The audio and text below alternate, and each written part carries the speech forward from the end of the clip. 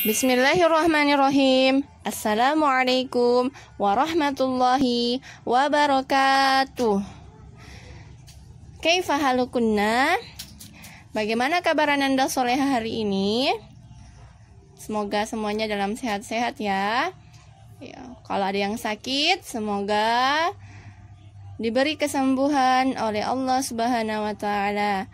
Syafakillah syifaan ajilan.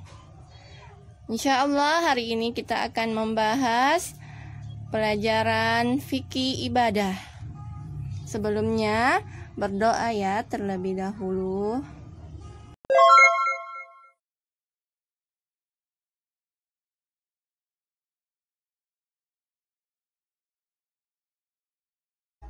Pelajaran pertama dalam fikih ibadah adalah wudhu. Ada dua hal yang akan kita pelajari hari ini pada pembelajaran wudhu, yaitu yang pertama keutamaan wudhu, dan yang kedua adalah keadaan-keadaan atau amalan yang diwajibkan untuk berwudhu. Sekarang kita masuk pada poin pertama, keutamaan wudhu. Keutamaan wudhu yang pertama adalah Allah Subhanahu wa ta'ala mencintai orang-orang yang bersuci.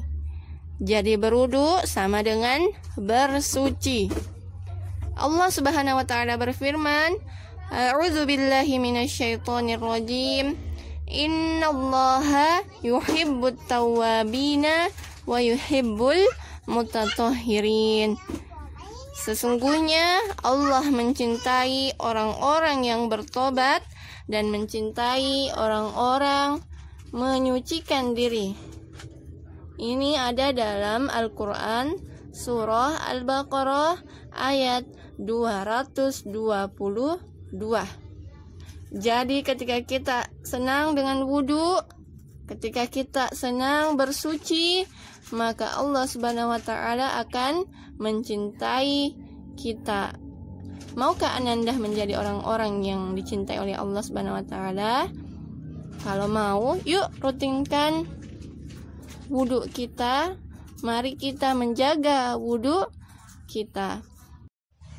Yang kedua dari keutamaan wudhu adalah Allah akan menghapus kesalahan-kesalahan dengan wudhu. Dalilnya ada dari Utsman bin Affan radhiyallahu anhu. Rasulullah sallallahu alaihi wasallam bersabda, "Man tawadda'a fa ahsanal wudu'a kharajat khotoyahu min jasadihi hatta takhruja min tahta adfarihi." Yang artinya, barang siapa yang berwudu dan ia membaguskan wudunya, kesalahan-kesalahannya akan keluar dari jasadnya hingga keluar dari bawah kuku-kukunya. Jadi Ananda Soleha, ketika kita berwudu dengan wudu yang baik, maka Allah Subhanahu wa ta'ala akan menghapus kesalahan-kesalahan kita. Allah Subhanahu wa ta'ala akan menghapus dosa-dosa kita.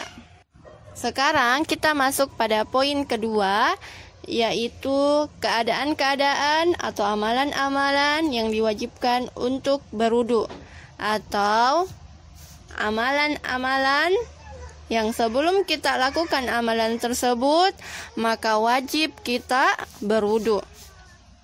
Ada 3 amalan yang diwajibkan atau disyariatkan wudu padanya. Yang pertama adalah sholat. Sholat, sebelum kita sholat, maka kita wajib untuk berwudu sebelumnya. Jika tidak berwudu, maka sholat kita tidak sah atau tidak diterima oleh Allah Subhanahu wa ta'ala. Yang kedua adalah tawaf. Ibadah tawaf tidak akan diterima oleh Allah Subhanahu wa ta'ala jika kita tidak berwudu sebelumnya. Dan yang ketiga adalah menyentuh mushaf. Pada permulaan wudhu, kita mengucapkan Bismillah. bukan bismillahirrahmanirrahim, dan bukan nawaitul wudu'a, dan seterusnya. Kenapa? Karena inilah yang dicontohkan oleh Rasulullah Sallallahu Alaihi Wasallam. Bagaimana jika kita lupa mengucapkan bismillah pada permulaan wudhu? Maka yang kita lakukan adalah mengucapkannya ketika kita ingat dan kemudian kita melanjutkan wudhu kita. Dan bagaimana jika kita lupa membaca bismillah hingga wudhu kita selesai? Jika seperti itu, maka tidak ada kewajiban apapun bagi diri kita untuk mengulangi kembali wudhu kita, dan insya Allah wudhu kita tetap sah. Semoga Anda paham ya pelajaran kita hari ini, dan insya Allah pelajaran tentang wudhu akan tetap berlanjut. Sekian dari Ustazah. Wassalamualaikum warahmatullahi wabarakatuh.